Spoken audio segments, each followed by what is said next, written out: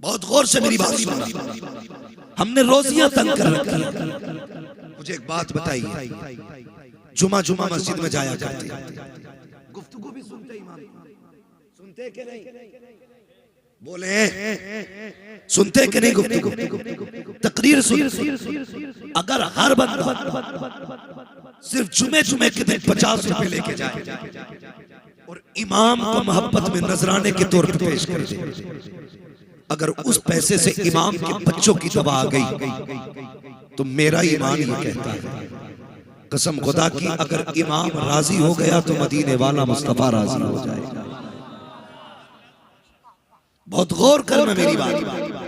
मैं आपका इमामत नहीं करता हूं, ना यहां रहने आया, बस समझाना चाहता हूं।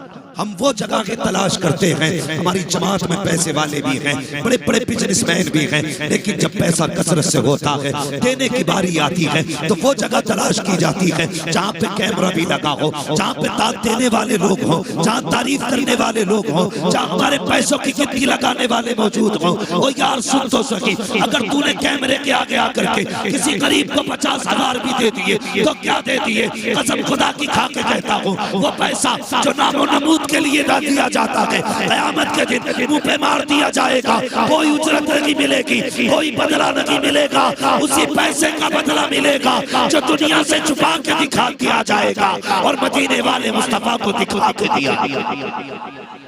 नारे तकबीर, नारे रिसालत। और मैं उलमा की बात नहीं करता, उलमा की बात, तलबा की बात। अल्लाह ने इस जमात का रुतबा कितना बुलंद किया।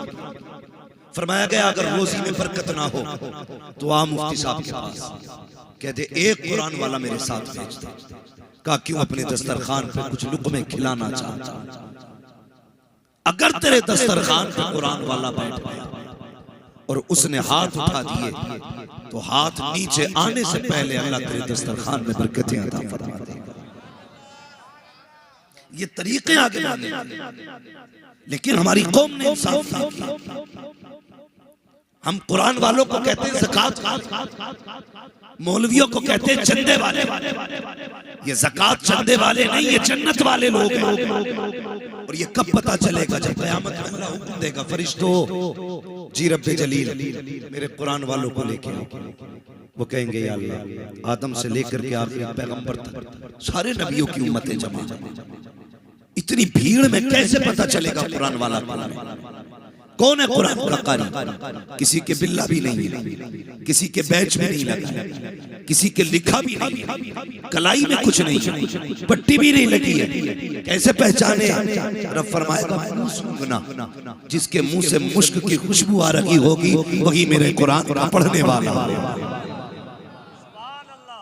सोचो तो सही, जिस मैदान महशर में अपना पसीना इतना बदबूदार होगा, अगर एक बूंद जमीन पर डाल दिया जाए तो उसकी बदबू से बंदा बेहोश हो जाए। ऐसे बदबू के माहौल में जिसके मुंह से मुश्क की खुशबू आएगी वो कुरान वाला, वो कुरान वाला होगा। इसलिए इज्जत करो कुरान वालों की, कदर करो कुरान वालों की, प्यार करो कुरान वालों से। शबे कदर आने वाले, शबे कदर आने वाले। एक मैसेज बड़ी तेजी से वायरल हो रहा है। मैसेज क्या है? माफ कर देना, जिंदगी में कोई खता हो गई। चल रहा है ना, लोग मांग रहे हैं ना माफी। हैरत की बात है, जो बंदा दुनिया से माफी मांग रहा है उसने अपने घर में अपने बाप से माफी नहीं मांगी। उसका भाई उससे घर में नाराज है और ये सोशल मीडिया पे छोड़ रहा है माफ कर देना, कभी दिल दुखा हो, जिससे कभी वास्ता नहीं पड़ा उसके आगे गिड़गिड़ा रहा है। और जिस बाप ने तुझे लुक में करके खिलाया, जिसने तुझे नजर नजर बड़ा किया, जिसने पलक पलक तेरी परवरिश की, उस बाप से माफी मांगने की फुर्सत क्या करोगे? ऐसे मैसेज डाल करके जिसमें तुम जमाने में तो अपनी शराफत दिखाओ और अपने बाप से माफी मांगने की फुर्सत, अपनी माँ से माफी मांगने की फुर्सत। हम सोशल मीडिया पे भी इसलिए मैसेज डालते हैं ताकि लोगों की नजर में हम पसंद हो जाए, यार घमंड नहीं है इसमें, सोशल मीडिया पे माफी मांग, तकब्बुर नहीं है इसमें, सोशल मीडिया पे माफी मांग रहा है। और यार दुनिया वालों से माफी ना मांग, पहली जिम्मेदारी तेरी है। पहले अपने बाप को देख, कहीं वो तुझसे नाराज तो नहीं है। माँ को देख, कहीं उसका दिल तो तुझसे टूटा हुआ नहीं है। बहन को देख, कहीं वो तेरी वजह से आंसू तो नहीं बहाती है। भाई को देख, कहीं तेरी वजह से वो नाराज तो नहीं है। पहले इस पूरे परिवार को देख, हमारी कौम दुनिया में तमाशा करती है, लेकिन कभी बाप का ख्याल नहीं आता, कभी माँ का ख्याल नहीं आता।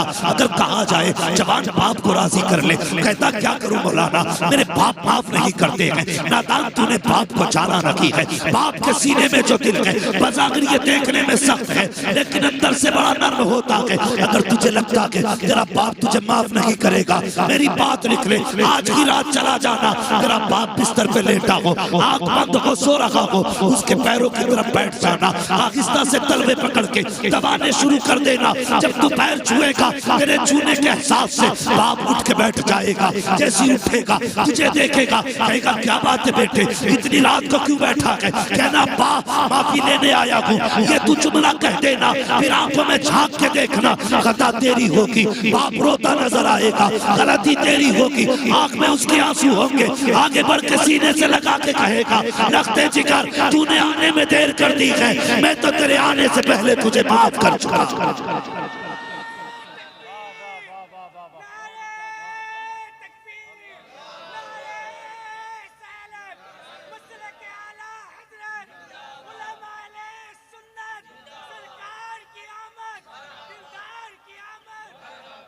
इज्जत करो माँ बाप की, ये वो दौलत है, अगर चले गए तो फिर नहीं मिलेंगे, फिर नहीं मिलेंगे। आज ये है तो तेरा पास मिलने का वक्त है, आज ये है तो तेरे पास इनके पास बैठने का वक्त नहीं। कल जब ये नहीं होंगे, याद आएगी तो इनसे मिलने के लिए कब्रिस्तान जाना पड़ेगा। आज ये बोलते हैं, तू नहीं बोलता, कल तू बोलेगा ये नहीं बोलेगा। तरस जाएंगे तेरे कान इनकी आवाज सुनने के लिए। रोगे यार कहाँ गई वो दौलत। मेरा जवानों, मेरे बच्चों, मेरी बात गौर से सुनना। आज रात के 12 बजे घर में आते हो, बाप कहता है इतनी रात को कहाँ था? तो कहता मैं कोई बच्चा नहीं हूँ, मुझे रोकने की जरूरत नहीं है। अगर तू 3 बजे आए, तेरा बाप तुझे टोक देता है, इतनी रात तक गायब न रहा कर, तो तू अकड़ जाता अपने बाप पे। कसम खुदा की, ये आवाज तेरे लिए अजाब नहीं है, ये खुदा की रहमत है। रहमत है ये आवाज। कल जब ये आवाज बंद होगी और तू 3 बजे आएगा, कोई तुझे टोकने वाला नहीं होगा, कोई रोकने वाला नहीं होगा। तब तेरी कान तलाश करेंगे उस आवाज को जो रात के 3 बजे आया करती थी और तुझसे कोई पूछा करता था, बेटे इतनी रात तक कहाँ था? हाँ साहिब, ये बाप होते हैं, ये माँ होती है। जब दुनिया तुमसे बेफिक्र होती है, ये तुम्हारी फिक्र में रहते हैं। तेरे दुश्मन नहीं है, तुझसे हसद नहीं है, तुझसे चलते नहीं है, तुझसे डरते नहीं है। मेरे भाई गौर से सुनना, जब तू रात को 3 बजे गायब हो जाता है, इसको नींद नहीं आया करती है, ये बिस्तर पे करवटें बदलता रहता है। तूने इस बाप की कदर नहीं की, इसकी मोहब्बत को नहीं पहचाना।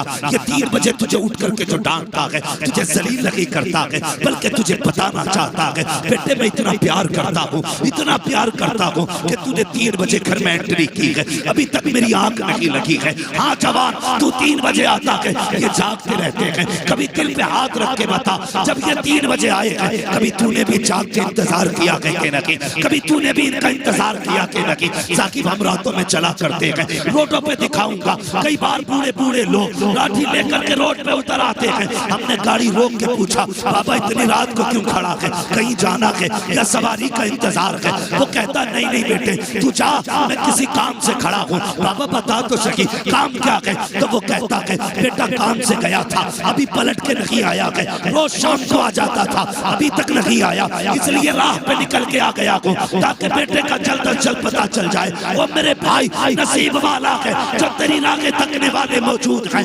मुकद्दर वाला है जो तुझे प्यार करने वाले मौजूद हैं। इनके इंतकाल के बाद चाय पी के बेटा कहने वाले 1000 मिलेंगे, पैसे लेके दुआएं देने वाले 1000 मिलेंगे, लेकिन याद रख जो बिना लालच के रातों को उठ उठ करके तुझे दुआएं देता है, वो तेरे माँ बाप के सिवा दुनिया में कोई दूसरा नहीं। नारे तकबीर, नारे रिसालत, उलमाए अहले सुन्नत, मसलके आला हजरत जश्ने दस्तार बंदी, नारे तकबीर, नारे रिसालत। इज्जत करो माँ बाप की, कदर करो।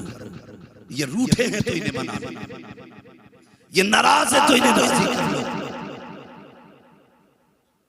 ये नाराज है तो इन्हें राजी करो। ये तो माँ बाप है।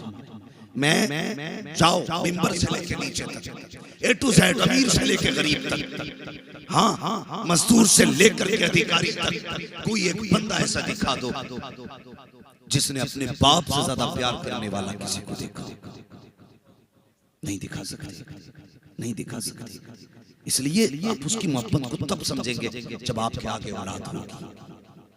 उन्होंने आपकी फीस भरने में, आपकी कोर्सेज के लिए ओवर टाइम ड्यूटियां करके तुम्हारी कोर्स और तुम्हारी फीस जमा की, तब जाके तुम्हारी जेब में कलम, तब जाकर के लोगों ने तुम्हें सल्यूट और सलाम किया। वरना अगर वो बचपन में तेरा हाथ छोड़ देते ना तो कोई तुझे मुंह लगाने वाला नसीब नहीं होता। कलम तो बड़ी बात है, कोई मुंह लगाने वाला नसीब नहीं होता। आज सोशल मीडिया पे मैसेज डालते रहते हो, घर में बूढ़े माँ बाप रोते रहते हैं। क्या नतीजा ऐसे मैसेजों से? क्या फायदा ऐसी माफियों से? तूने यारों से बात करने के लिए 250 का रिचार्ज कराया, वो बाप को 10 रुपए की दवा न दिला सका। जब घर से निकलते हो तो मुंह होता गुलाब जैसा, बूढ़े माँ बाप से मिलते हो तो कुत्ते जैसी शक्ल बना लेते हो। इतना बोझ है बाप का लहजा। जाओ जाकर के देखो, जो लाइन सवारते हुए मरा वो किसी का बाप, जो ठेला ढोते हुए मर गया वो भी किसी का बाप था, जिसे गाड़ी ने मजदूरी करते वक्त रोड पे कुचल डाला वो भी किसी का बाप था। कौन सी चीज थी जो इसे रोड पे ले आई? सिर्फ एक पेट की बात होती तो अपना पेट तो कुत्ता भी पाल लेता। औलाद के लिए ये रोड पे आया, इसने जान दे दी। मैं एक ऐसे शायर को जानता हूँ यार, जिनके मुंह पे कैंसर हुआ, मुंह में कैंसर हुआ, पूरा गाल कट गया। औलाद के लिए बाप की कुर्बानी देके हुजूर की नात पढ़ते थे तो नात पढ़ते पढ़ते खून आ जाता था, कपड़ा लगा के नात पढ़ते थे। किसी ने कहा हज़रत इतनी मेहनत किस लिए? तो बाप बाप होता है। वो कहते थे मैं कुछ दिन का मेहमान हूं, मैं कुछ दिन का मेहमान हूं, चाहता हूं अपनी जिंदगी में औलाद के लिए कुछ कर जाऊं। ये बाप है जो मरते मरते औलाद के लिए कर जाता है। और आज ये औलाद है, मास्टर बन गया, कलेक्टर बन गया, जेब पे कलम लग गए, बाप को 10 रुपए की दवा दिलाने का वफादार है। और हम कहें गौस का दामन नहीं छोड़ेंगे और फलां का दामन नहीं छोड़ेंगे। पकड़ा कब तूने? गौस का दामन उसके हाथ में है जिसके हाथ में बाप का दामन। गौस का दामन उसके हाथ में है जिसके हाथ में माँ का आंचल। माए गोलियों के लिए तरसती रह गई और तू यारों की बैठकों में हजारों रुपए उड़ा के आ गया। दोस्तों से माफी मांगते हो, कोई दिल तू गया हो तो माफ कर दे। उस दिन तुझे याद नहीं आया वो दिन जब बाप ने दवा का पर्चा निकाल के दिया था और तूने हाथ में लेके यूं मोड़ के फेंक के कहा था तुम्हारे खर्चे उठाऊंगी अपनी औलाद के। तुझे वो झटका बाप के दिल पे जो लगा वो तुझे याद नहीं आया? जब औलाद बाप से कहती है तुम्हारे लिए कमाऊंगी औलाद के लिए, उस दिन बाप को शक होता है ये मेरा बेटा है या किसी और का। तहकीकें चल रही हैं, चलते फिरते मौतें हो रही हैं, हार्ट अटैक से मौत। डॉक्टर तो ये कहते थे 40 साल से पहले हार्ट अटैक नहीं, लेकिन अब कौन सी उम्र है जिसमें हार्ट अटैक नहीं? 35 साल की उम्र में हार्ट अटैक, 40 साल से पहले हार्ट अटैक होता है। लोग कहते हैं कि अब जो कोलेस्ट्रॉल है, तेल खा रहे हैं लोग। मैंने कहा पहले खालिस तेल खाते थे, अब तो फॉर्चून खाते हैं, फिल्टर खा रहे, फिर भी हार्ट अटैक। कहता चिकनाई की वजह से मरा, कोई कहता चर्बी की वजह से मरा, कोई कहता कोलेस्ट्रॉल की वजह से मरा, कोई कहता खून गाढ़ा पड़ गया था। मैं कहता हूँ याद कर, अगर कोई औलाद वाला गया है, लोग कहते हैं कि ये हार्ट अटैक से मरा, मैं कहता हूँ सोच तो सही, इसे हार्ट अटैक चर्बी की वजह से नहीं आया, कोलेस्ट्रॉल की वजह से नहीं आया, बल्कि वजह यह है जिस दिन रात में तू घर में आया था, तूने दरवाजा खटखटाया था, बाप की आंख लग गई थी, दरवाजा खोलने में देर हो गई थी, तूने दरवाजा खुलने पे अपने बाप को कुत्ते की तरह झिड़का था और ये कहा था कि तुम्हें पता नहीं कब से दरवाजे पे खड़ा हूँ, तुम्हारी आंख क्यों नहीं खुली। उस दिन तेरे बाप के दिल को झटका लगा था, जिस झटके ने पूरे बदन का खून 5 सेकंड के लिए रोक दिया था। फिर 5 सेकंड के बाद वो खून नसों में दौड़ा, फिर एक जगह खून जमा रह गया था, धीरे धीरे उसकी गांठ बनी और चलते चलते वो दिल तक आया। उसने आके दिल की नस को बंद किया, दिल की धड़कनें बंद हो गई। दुनिया कहती है ये हार्ट अटैक से मरा है, मैं कहता हूं नहीं, ये हार्ट अटैक से नहीं मरा, बल्कि इसको औलाद के ताने और उसकी गालियों ने मार डाला। हाँ, उसे औलाद की गालियां खा गई। खुदा के वास्ते परदेश से कमाते हो, माँ बाप को तुम्हारी दौलत से कोई मतलब नहीं।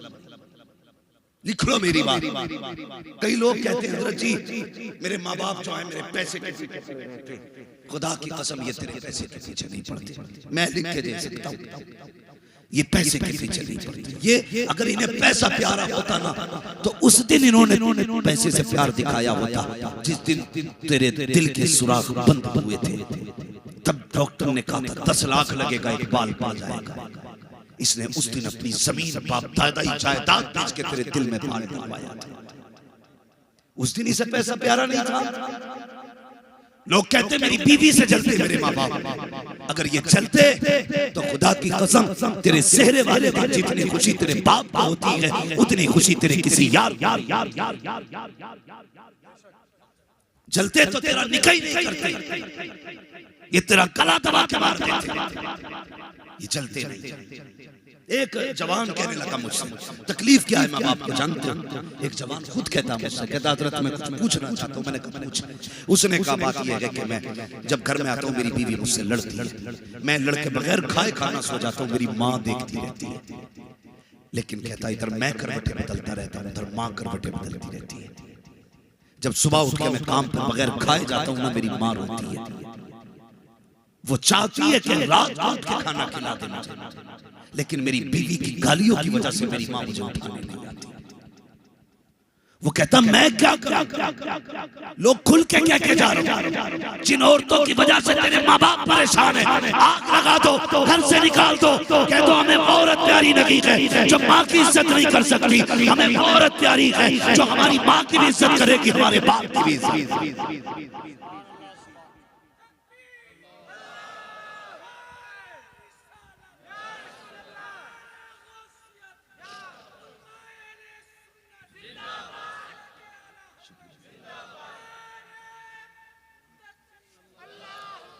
माँ क्या होती है? मेरे हुजूर की ज़ौजा उम्मुल मोमिनीन हज़रत खदीजतुल कुबरा रज़ियल्लाहु ताला अन्हा।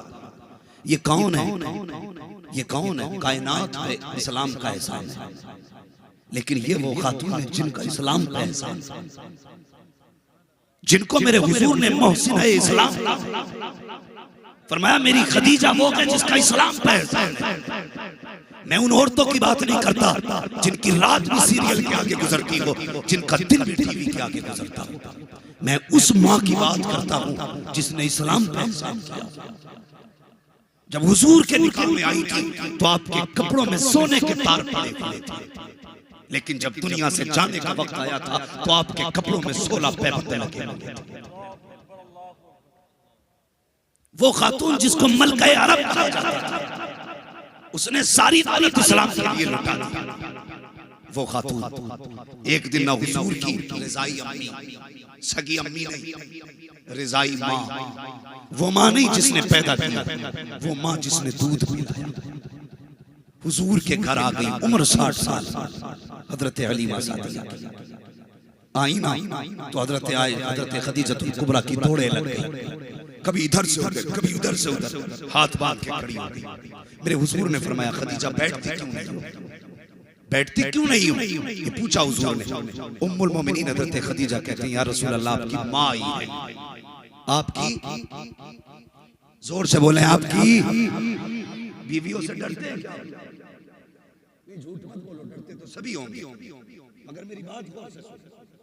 क्या कहती है खदीजतुल कुबरा?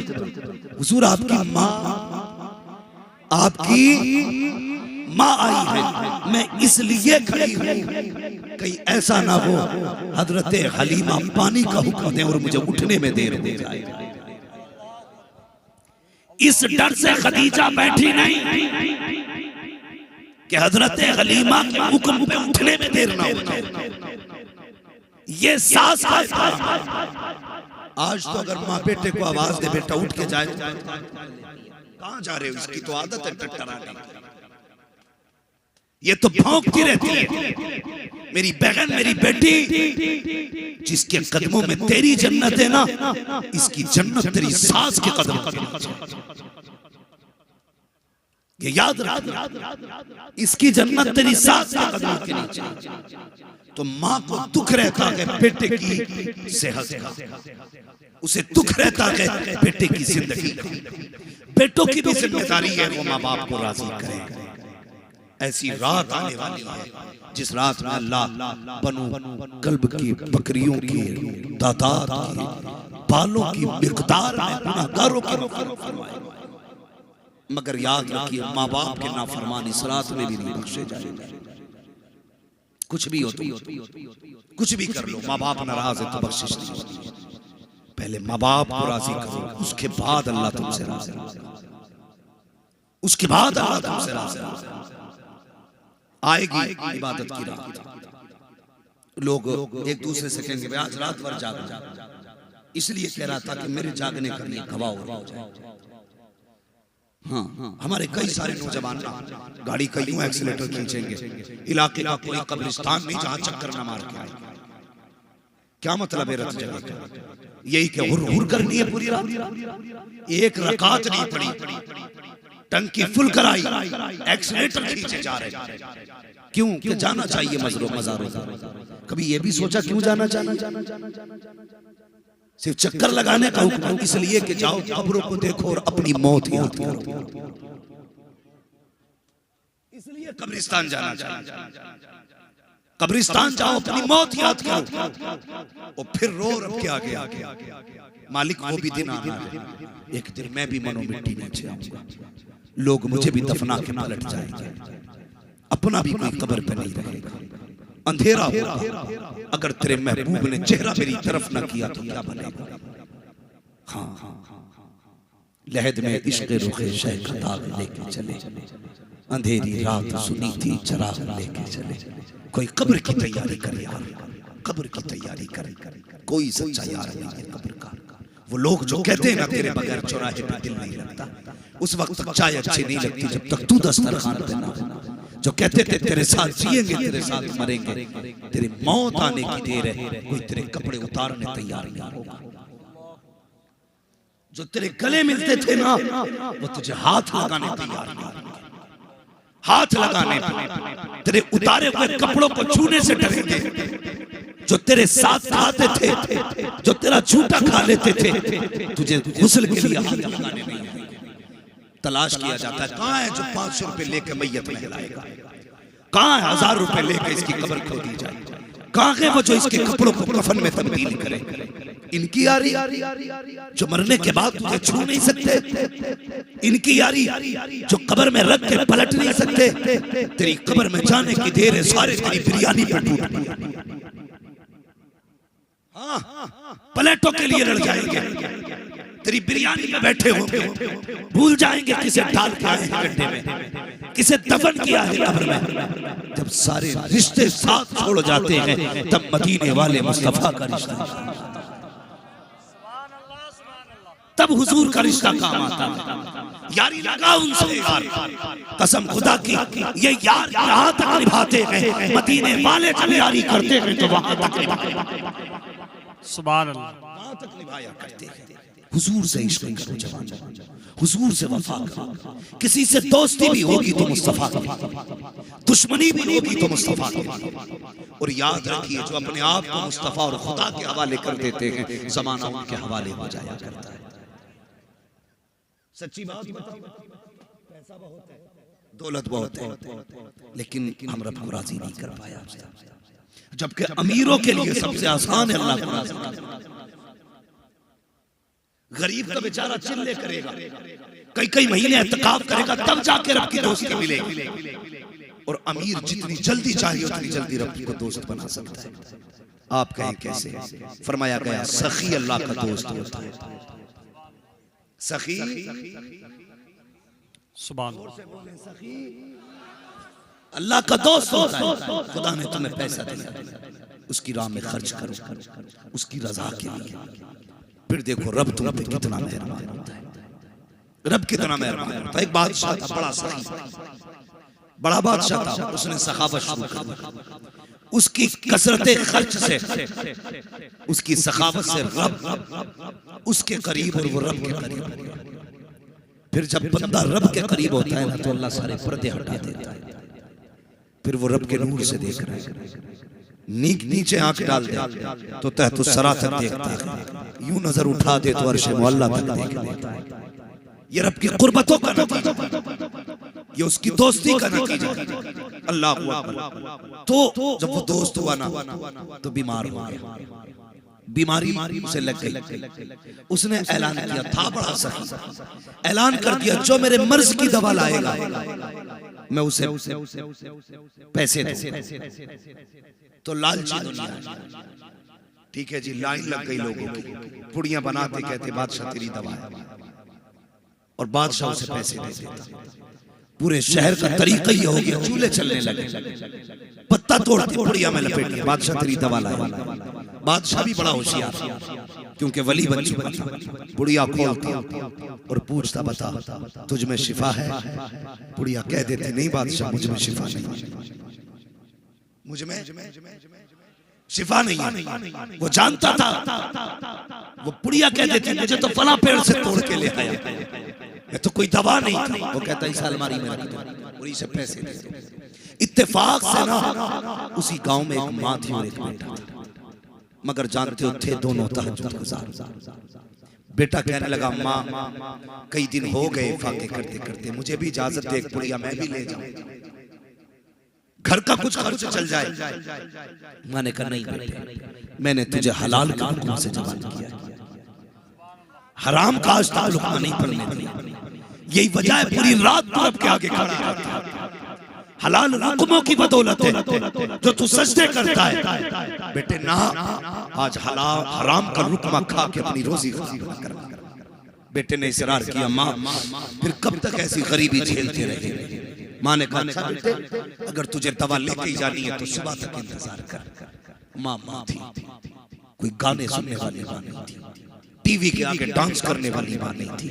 वो माँ ऐसी थी जब दुनिया सो जाती थी तो मुसल्ला बिछाती थी, मुसल्ला बिछाती थी। आज जब बेटे ने कहा ना मुझे पुड़िया लेके जानी है, माँ ने कहा सुबह तक का वक्त दे। माँ ने मुसल्ला बिछाया, कभी यासीन पढ़ रही है, कभी रहमान पढ़ रही है, कभी सूरे मुल्क पढ़ रही है। आधी रात से ज्यादा सजदों में गुजार दी, नमाज में गुजार दी। तहज्जुद का वक्त आ गया, जब फजर से पहले का वक्त आया, अब उसने हाथ उठा दिए, रो के कहती है या अल्लाह आज तक कुछ नहीं मांगा है, ए मेरे मालिक सुबह मेरा बेटा हक बादशाह के पास जाएगा, जो चीज लेके जाए अल्लाह बादशाह के में उसमें शिफा अता फरमा देना। एक माँ ने इतनी दुआ की, जब सुबह का वक्त आया माँ ने दूध उठा के दिया, दम किया, कहा ले बेटे दुनिया दवा लेके गई है, तू दूध लेकर के चला जा। बच्चे ने दूध की उल्टियां उठाई, बादशाह के दरबार में पहुंचा, कहा बादशाह ले तेरे लिए दूध लेके आया हूँ, ये तेरी दवा है। जैसी बादशाह ने इतना सुना, बाल्टी हाथ में पकड़ी, दूध से कहा क्या तुझ में शिफा है? हर चीज से आवाज आ रही थी बादशाह आज इसमें की शिफा नहीं बल्कि जिसे हाथ लगा देगा उसमें शिफा हो जाएगी। इसलिए आज एक माँ ने मुसल्ला बिछा करके रब से तेरे लिए शिफा की भीख मांगी। नारे तकबीर। शुक्रिया शुक्रिया।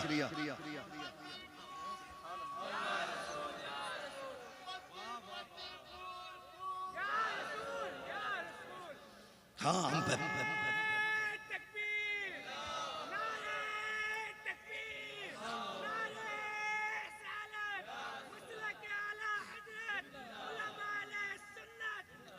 नियतों में खुलूस नहीं रहेंगे, हमारी खुलूस नहीं।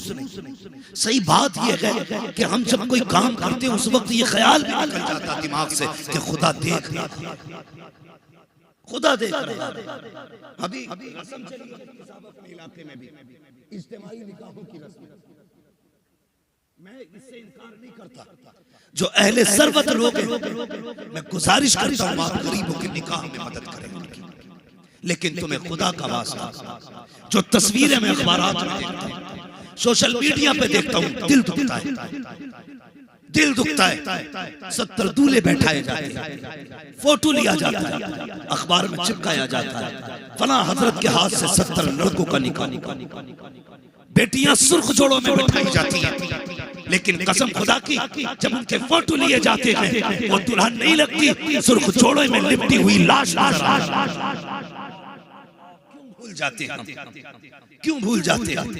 एहसास दिलाया जाता है कि तू इतनी गरीब थी कि तेरे बाप की औकात नहीं कि जहेज दे देता, हम तेरे निकाह में आए। याद रख, अल खल्क़ व अल्लाह, सारी मखलूक अल्लाह का खानदान है। मेरे खानदान को हजरत कोई दुख दे मैं बर्दाश्त नहीं करता, कोई अल्लाह के खानदान को दुख दे अल्लाह कैसे गवाएगा? फिर जब मार पड़ती है ना तो फिर संभाला नहीं जाता है। उसकी मार बड़ी सख्त है, बड़ी सख्त है। उसने बड़े टेढ़े टेढ़े सीधे कर दिए, बड़े टेढ़े टेढ़े, बड़े अच्छे अच्छों के मिजाज सवार किए उसने। एक झटका देता है कसम खुदा की, छठी तक का दूध याद आ जाता है। किसी की गुर्बत को देख करके उसकी इज्जत का जनाजा ना निकालना, मत निकालना किसी की इज्जत का जनाजा। मैं तुमसे फिर कह के जा रहा हूं, याद रखिएगा, कोशिश किया करो दुआएं लेनी है। क्या करना? दुआएं लेनी। एक साहब बड़े फख्र से बता रहे थे जी, कहने लगे वो ऐसा हुआ हजरत हाथ गिरफ्ती में चल लिया कुछ। मैंने कहा क्यों? कहने लगे वो बहन को भात दिया ना मैंने, इसलिए थोड़ी सी तंगी आ गई। मैंने कहा समझा नहीं। कहने लगे जी जब माँ का इंतकाल हुआ ना तो हम छोटे थे, 5 साल हमारी बहन ने हमें माँ बना के पाला। कितने साल? सुनना मेरी बात, अंदाज़े बयां मेरा बहुत शौक है, शायद कि उतर जाए तेरे दिल में मेरी बात। कहता 5 साल मैंने ना, मेरी बहन ने मुझे माँ बना के पाला। कोई बात हो गई, बहन से अनबन हो गई। जब उसकी बच्चे की शादी आई ना तो मेरे आगे रोती रही। मैंने मजबूरी में फिर कहा चलो माँ। मैंने कहा तुझे शर्म नहीं आई? बहन रोती रही तब तूने मजबूरी में माफ किया, और तू नहीं जानता जब बहन रोती है तो अल्लाह का अर्श हिलने। फिर भी कहता मजबूरी में माफ किया। भात दे के एहसान किया तूने, उसके हिस्से की जमीन पे सांप बन के बैठा है तू, उसकी जायदाद को हड़प कर बैठा, लाख 2 लाख दे के एहसान करता है बहन पे। कसम खुदा की दुनिया से माफी मांग ले, अगर बहन रूठी हुई है तो याद रख तेरे माँ बाप भी तुझसे राजी नहीं। कई बार लोग कहते हैं मुझसे कि बहुत बड़ी तकरीरें करता तू। मैंने फिर का कोई वजीफा तो होगा जो अब्बा ख्वाब में आ जाए, अम्मा ख्वाब में आ जाए। क्योंकि जब से इंतकाल हुआ मैंने माँ को देखा ही नहीं। मैं कहता हूँ यार ख्वाब देखने की बात करता, मैं हकीकत में दिखा दूं। कहने लगा कैसे? मैंने कहा बता कितने भाइयों का? 5। बहनें कितनी है? 3। सारे अलग है के साजे? सारे अलग। काम अपने अपने, दस्तरखान भी अपने अपने। का बहनों का क्या मसला है? का बहनों को तो साल भर होता, कभी कभी आती है, आके चली जाती है। मैंने कहा अगर देख नहीं चाहता है ना तो बहनों की और सारे भाइयों की दावत कर, सबको एक दस्तरखान पर बैठा और फिर सबको एक जगह बैठा करके उनके चेहरे देख। किसी भाई के चेहरे में तुझे बाप का चेहरा दिखाई देगा, तो किसी बहन के चेहरे में तुझे माँ का चेहरा दिखाई देगा। जब वो प्यार से बोलेगी तो उसके लहजे में माँ होगी, जब भाई तुझे प्यार से आवाज देगा उसके लहजे में बाप होगा। और तू मर गया ख्वाब में देखने के लिए, तूने 40 डेगे बनवा दी ताकि अब्बा राजी हो जाए, 1.5 क्विंटल चने पड़वा दिए ताकि अब्बा राजी हो जाए, और तुझे किसी ने ये नहीं बताया जब तक भाई नाराज है बाप कैसे राजी हो सकता है। वो तो ये चाहते थे ये चमन हरा भरा रहे, मेरे बेटे आपस में हंसते रखे, तुमने दीवारें खड़ी कर दी, एक दूसरे पे तलवारें उठा दी, मुकदमे लगा दिए और तीजों से बाप को राजी करने पे लगे हो। सुनो, अगर बाप को राजी करना चाहते हो तो तीजे बाद में करो, रूठे भाइयों को पहले राजी कर लो। अगर ये राजी हो गए तो माँ बाप भी राजी हो जाएंगे। नारे तकबीर, नारे रिसालत, मसलके आला हजरत, उलमाए अहले सुन्नत, नारे तकबीर, नारे रिसालत। रूठे भाई बहन मना लो, माँ बाप मना लो, अपनों को राजी कर लो। यार अपने अपने होते हैं, इन्हें वक्त दिया करो, इनके साथ जिंदा रहा करो, इनके साथ जिंदा रहा करो। जिंदा रहने का मतलब यह है इन्हें यह एहसास दिलाते रहा करो कि तुम जमीन पे हो। इन्हें नजरअंदाज न करना, इन्हें खुद से दूर न करना। हाँ, खुद से दूर न करना। डॉक्टर्स भी बैठे हैं, चेयरमैन भी बैठे हैं आपके जलसे में, जाओ इन्हीं से पूछ लेना बड़ी डिग्री तुमने पाई क्या। कलेजा इतना ही खुश होता है जब कोई डॉक्टर कहता है और या कोई चेयरमैन कहता है, जितना कलेजा उस वक्त खुश होता है जब बहन भैया कह के आवाज देती है। ये जुमले हर किसी को नसीब नहीं होते, ये रिश्ते भी हर किसी को मैसर नहीं होते। रिश्तों की कदर करो, अपनों की कदर करो, इन्हें वक्त दो। जब तुम इनका ख्याल करोगे खुदा की रहमतें तुम्हारे घरों में डेरा डाल देंगे।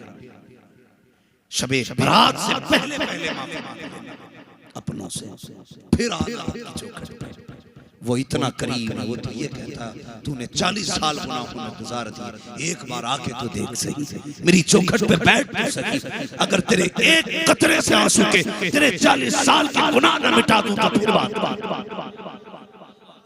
वो तो इतना करीम है, तेरे एक कतरे से 40 साल के गुनाह मिटाने तैयार है, मगर तू है कि पलट के आने तैयार है।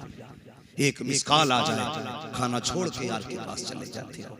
एक आवाज आ जाए तो सब कुछ छोड़ के दोस्त की तरफ दौड़ जाते हो, जिसकी दोस्ती पक्की नहीं है। फिर जब वो रब आवाज देता है तो तुम्हें पता क्यों नहीं चलता। बड़ा करीम है, हम सारे वलियों से प्यार करने वाले हैं कि नहीं? वलियों से प्यार करने वाले। कोई तकलीफ है? अगर कोई बीमार हो तो बताओ, इंजेक्शन भी लगाना जाना। हम सारे वलियों से प्यार करने वाले, वली वाले भी हम हैं, अली वाले भी हम हैं, नबी वाले भी। ये याद रखिए, हम सारे वलियों से प्यार करते हैं। लेकिन एक बात बताओगे मुझे, हम अपनी मुसीबतों में वलियों की चौखट पे क्यों जाते हैं? क्या जो उनका रब है वो हमारा नहीं है?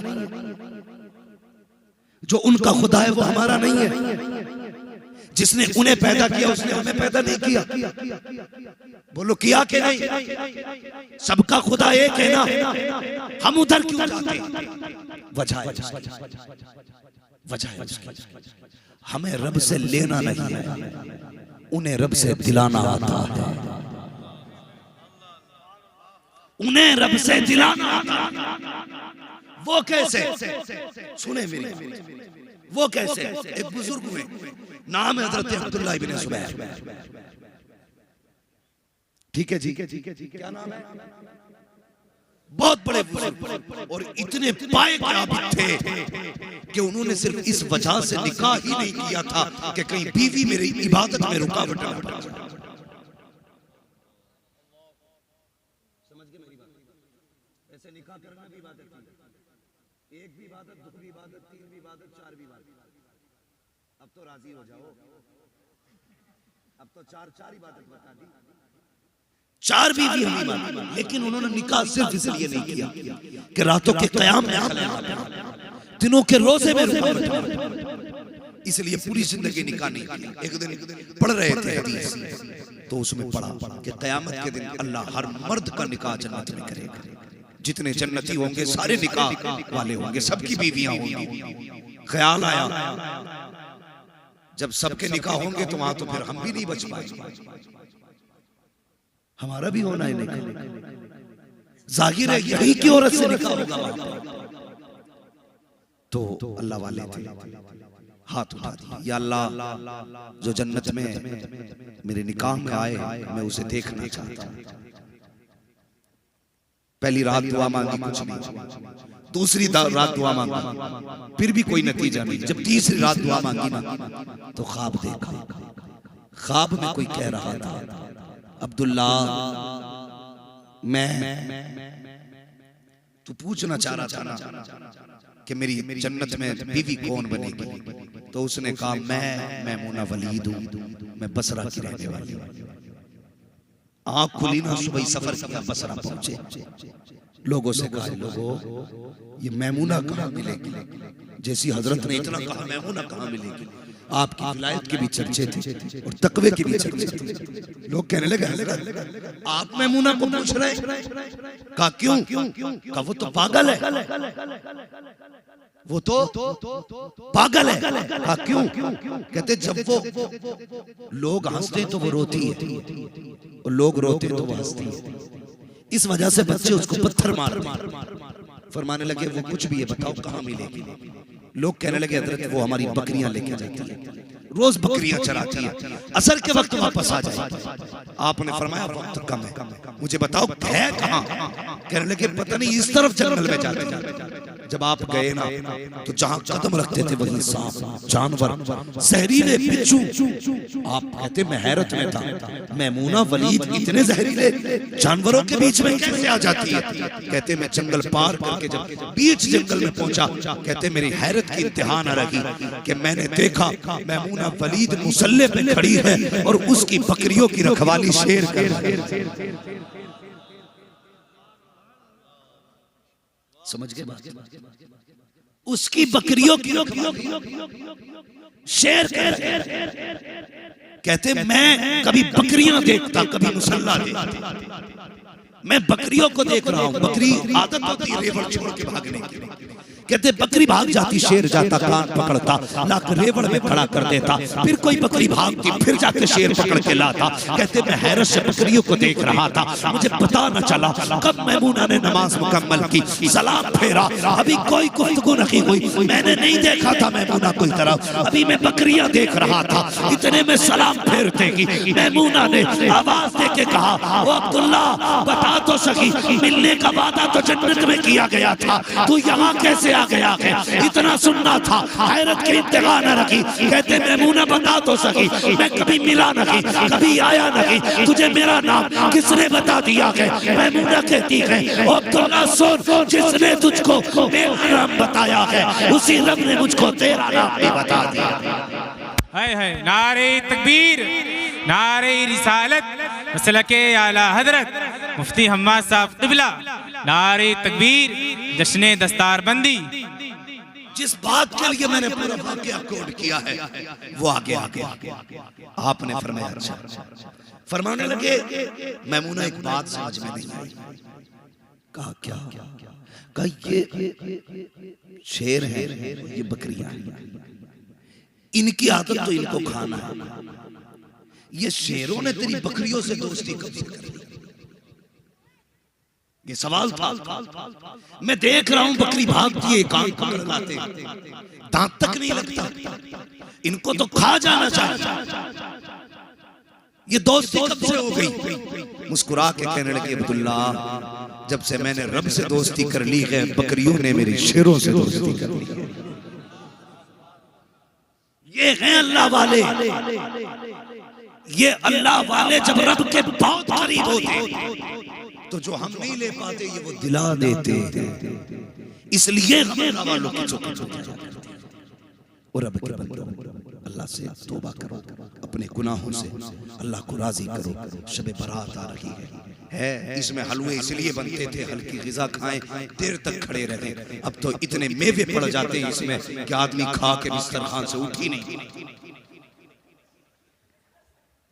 खाई इतना लेना। कंपटीशन चला, मेरे घर भी आना खाने, काजू बादाम किशमिश अखरोट पिस्ता की चीजें लगा दी है। खाइए साहब कैसा लग रहा है? आपकी बेटी ने बनाया, खाइए कैसा साहब लग रहा है? वो साहब खाते भी जा रहे, तारीफ करते जा रहे। आज ये गधों की तरह खाने की रात नहीं है, आज ये कम खा करके रब को मनाने की रात है। समझ गए क्यों हलवे बनते हैं? ताकि कम खाएं और अपने रब को मनाएं। अपने गुनाहों से तौबा करे। ये रात हर किसी को नसीब होगी। शायद जो इस साल में आइंदा साल, जो आइंदा साल वो आइंदा साल, जो गुज़श्ता साल थे वो अब नहीं। ये रात मुकद्दर से मिली है तो रब को राजी करना है।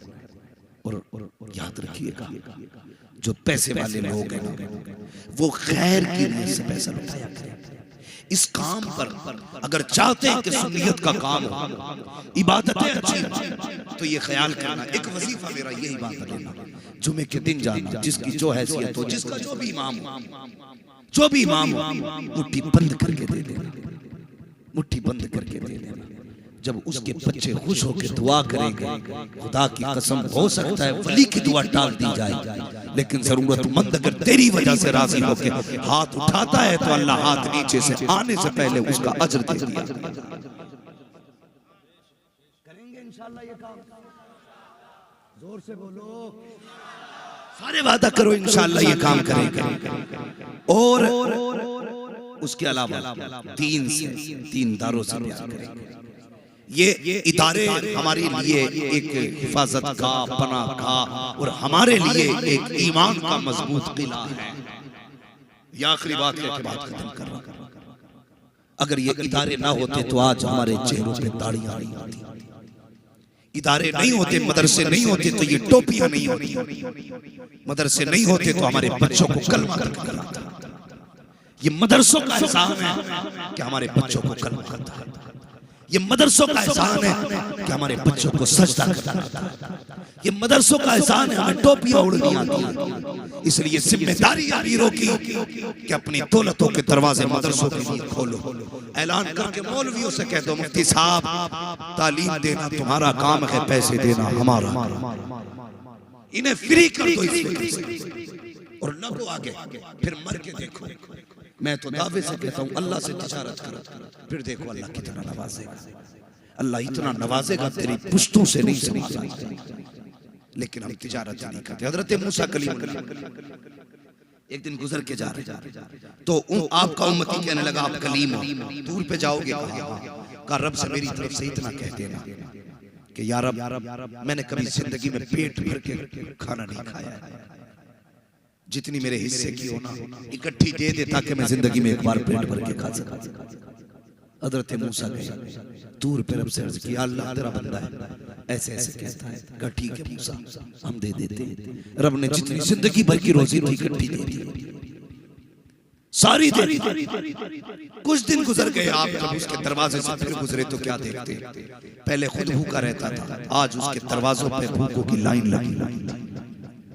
आते जा रहे खाते जा रहे, हैरत में आ गया ये तो वो था जिसका पेट नहीं भरता था, आज इतनी लंबी लाइन। दूर पे गए, मालिक मामला क्या है? रब ने फरमाया मूसा तूने मुझसे कहा था इकट्ठी दे दे, मैंने दे दी। इतनी थी कि उससे खाली जो बची उसने ना गरीबों में तकसीम कर दी। मेरा वादा जो मुझे एक देगा मैं 10 दूंगा। उसने एक बाटी फिर मैंने 10 दे दी। कहा उसने फिर एक खाई 9 बार डाली। कहा फिर मैंने 9 की 90 दे दी। कहा फिर एक खाई 89 बार डाली। फिर मैंने 10 गुना बढ़ा दी, फिर 10 गुना बढ़ा दी। अल्लाह अकबर। रब कहता मूसा मैं जितना देता जा रहा हूँ ये उतना बांटता जा रहा है, जब तक ये बांटता रखेगा मैं इसको उससे ज्यादा देता रहूंगा।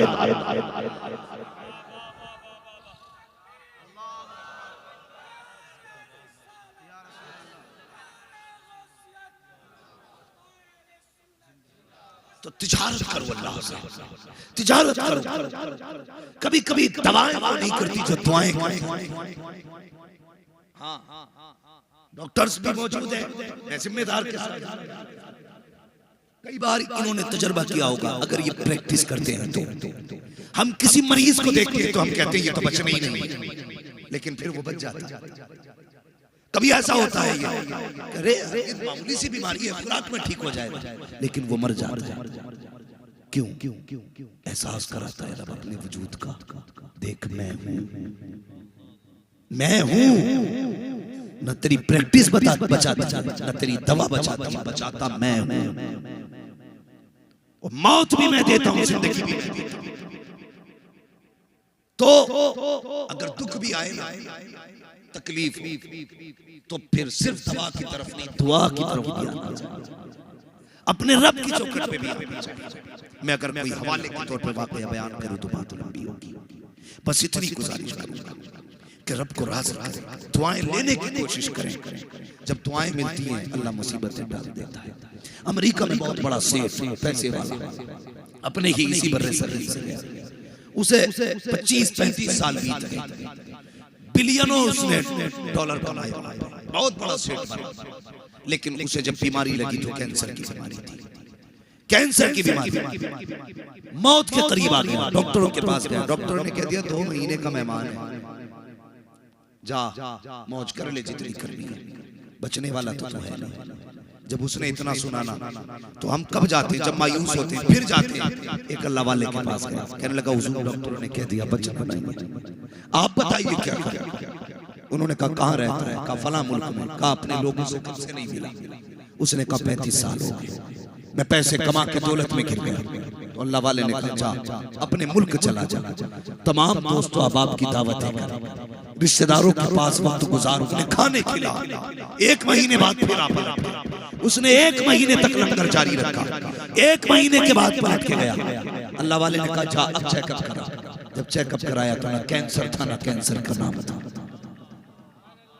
डॉक्टर हैरत में, यार ये क्या हो गया, तुझे तो मर जाना था, बच कैसे गया। और वो भी कैंसर खत्म, इलाज किया। उसने कहा जब दुनिया के तबीबों ने इनकार कर दिया तब मदीने के तबीब ने इलाज किया। मैंने उनके तरीके को अपनाया।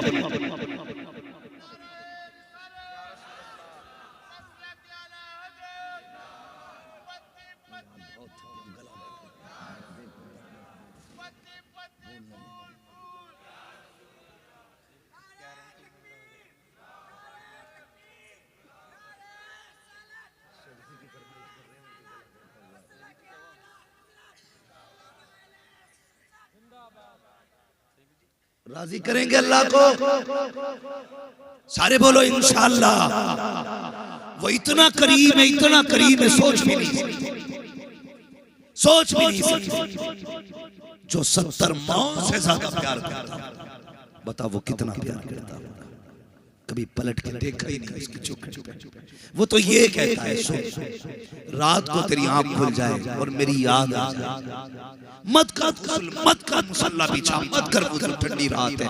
वो कहता हो चल बिस्तर पे उठ के सीधा हो जा, उठ के ही बैठ जा। और बस इतना कहते मालिक तू बख्शने वाला, मैं गुनाहगार, तेरी चौखट के अलावा चौखट कहां है। इतना कह के तो देख बंदे मैं तेरे सारे गुनाह, हम कभी आवाज नहीं देते, आवाज आती हम तो माइल बकरम है कोई साइल ही नहीं, राह दिखलाएं किसे रह रवे मंजिल ही नहीं। आवाज आती है वो तो निहायत सस्ता सौदा बेच रहे हैं जन्नत का, हम मुफलिस का मोल चुकाए अपना हाथ। अल्लाह से जन्नत ले लो, जीते जी जन्नत ले लो, बनी तुम्हारे लिए है यार, और किसके लिए, उसमें रखना किसे। सही बात तो ये फरिश्ते भी तुम्हारे लिए हैं, गिलमान भी तुम्हारे लिए, पूरे भी तुम्हारे लिए, बस शर्त है जन्नत को अपना लो। वो कैसे अपनाओगे, अल्लाह की रजा हासिल करने के बाद, अल्लाह को राजी करें। आने वाली रात जो आ रही है ना, सारे लोग कोशिश करेंगे अपने रब को मनाएंगे। जवानों एक्सीलेटर मत खींचना, तेल टंकियों में न भराना, कम खाना, मस्जिद में खड़े हो जाना और अपने रब को 2 आंसू गिरा के दिखा देना। कसम खुदा की वो इतना करीम है, पलक से आंसू नीचे नहीं आएगा, बख्शिश का परवाना पहले रहेगा। हाँ जवानों, रब को जवानों की तौबा बड़ी प्यारी है, बड़ी प्यारी है। वो तौबा तो सबकी कबूल करता है, लेकिन जब जवान तौबा करता है तो कहता फरिश्तों देखो मेरा बंदा जवानी में मेरी चौखट में, वो फरिश्तों में बातें करता है तुम्हारी। इसलिए जवानों अपने गुनाहों से तौबा करो, रब के करीब हुजूर का किरदार अपनाओ, तरीके मुस्तफा को अपनाओ। दूसरों को बाद में राजी करेंगे, अपने घर वालों को पहले राजी करेंगे। रूठी बहन को मनाएंगे, नाराज भाई को मनाएंगे, नाराज बाप को राजी करेंगे। अगर तुम इन्हें राजी ना कर सके तो कोई फायदा नहीं तुम्हारे चक्कर लगाने और दौड़ने से। फायदा तभी होगा जब तुम पहले अपनों को मनाओ, उसके बाद बाहर वालों को मनाओ। पहले जिनका हक है उन्हें राजी करें। कोशिश ये करें हलवा पेट भर के नहीं खाना है, बस इतना खाना है कि खड़े होकर अल्लाह की इबादत कर सके, तस्बीह पढ़ सके, सजदे कर सके, क़याम कर सके। फरमाया या अय्युहल्लज़ीना आमनू कू अनफुसकुम व अहलीकुम नारा, ऐ ईमान वालों अपने आप को अपने घर वालों को जहन्नम की आग से बचाओ। कोशिश करें अपने बच्चों को हुजूर की मोहब्बत सिखाएं, दीन सिखाएं, कुरान सिखाएं। कामयाब वो नहीं है जिसने अपने पीछे जायदाद छोड़ी है, बिजनेस छोड़ा है, अपने पीछे फैक्ट्रियां छोड़ी हैं, प्लॉट छोड़े हैं, बिल्डिंगें छोड़ी हैं। कामयाब वो है जिसने अपने पीछे कुरान पढ़ने वाला छोड़ा। ये याद रखना, वो कामयाब है जिसने अपने पीछे कुरान पढ़ने वाला छोड़ा है। अगर आप ना पढ़ सके, बच्चे भी ना पढ़ सके, तो कम से कम कुरान पढ़ने वालों से मोहब्बत करनी शुरू कर दो, पढ़ाने वालों से मोहब्बत शुरू करो, इमामों से मोहब्बत शुरू करो, इनकी कदर किया करो, इज्जतें किया करो। क़यामत में जब ये जन्नत में जाएंगे तो अकेले नहीं जाएंगे, हाथ पकड़ के तुम्हें भी जन्नत में लेके जाएंगे। ये कहेंगे या अल्लाह, ये रिवायत में मौजूद है भाई, हुक्म होगा जन्नत ही जन्नत की तरफ जाए। लाइन जन्नत में जा रही होगी ना, जब लाइन आ जाएगी हाफिज़ कुरान पे, ये रुक जाएगा। अल्लाह फरमाएगा फरिश्तों लाइन रुकी क्यों? फरिश्ते कहेंगे या अल्लाह एक हाफिज़ खड़ा है, आगे नहीं बढ़ता। फरमाएगा पूछ क्यों नहीं जाता आगे? फरिश्ते कहेंगे तुम क्यों नहीं जाते? वो कहेगा अकेला नहीं जाता। फिर कहीं सुने जो जहन्नम की लाइन लगी है ना, इसमें वो भी खड़ा है जिसने मुझे खाना खिलाया था, इसमें वो भी खड़ा है जिसने मुझे पानी पिलाया था, इसमें वो भी खड़ा है जिसने 150 मेरे हाथ में दिए थे। मालिक ऐसे नहीं जाना है, जब तक वो जन्नत में नहीं जाएगा मैं भी नहीं जाऊंगा। अल्लाह फरमाएगा अच्छा ये बात है, जा तेरी मर्जी है, जिसको चाहे हाथ पकड़ के जन्नत की तरफ लेके जाएगा। उस दिन पता चलेगा इनकी शान क्या है। इसलिए तलबा से प्यार करें, मदरसे से प्यार करें, अइम्मा की कदर करें, मदरसों की कदर करें, और कोशिश ये करें कि हम अपनी दौलत में दूसरों का भी हिस्सा रखें। इसलिए कि कभी कभी 10 लाख दवा वो काम नहीं करती है जो 10 रुपए की दुआ काम कर जाया करती है। दुआएं हासिल करें लोगों की, दिल जोड़ें, तोड़ने का काम नहीं करना है, दिल जोड़ने का काम करना है। हाँ अलबत्ता जिसका अकीदा दुरुस्त नहीं है उससे कोई समझौता नहीं है, बस अकीदा दुरुस्त है तो सिर्फ एक ही मयार रहना चाहिए, उन्हें जाना उन्हें माना, न रखा गैर से काम। लिल्लाह की हम्द में दुनिया से मुसलमान गया, यही पैगाम मेरे मुर्शिद सरकार का जो शरिया का था। ओ लोगों कादरी कादरी कर, कादरी रग कादरियों में उठा, कदर अब्दुल कुदरत नुमा के वास्ते जब ये होगा तो नतीजा क्या होगा? मेरे मुर्शिद कहते हैं अख्तरे कादरी खुल्द में चल दिया, खुल्द वाहे हर कादरी की।